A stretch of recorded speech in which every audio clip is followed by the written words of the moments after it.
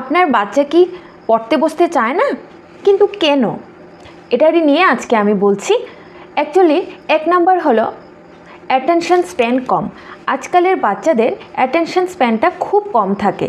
তারা screen game, fast content সব মিলিয়ে ওরা লং টাইম ফোকাস করতে পারে না। Number 2, study pressure. তারা স্টাডিকে প্রেশার মনে করে। রিডিং মানেই যদি চাপ বা স্কোল্ডিং মনে হয় তাহলে ওরা ন্যাচারালি অ্যাভয়েড করবে। Number 3, wrong timing.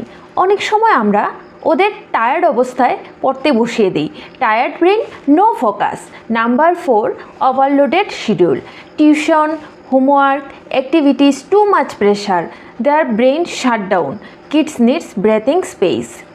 Number 5, interest based learning নেই। যে জিনিসে ওদের ইন্টারেস্ট নেই, বাচ্চা ন্যাচারালি ওরা বসতে পারবে না।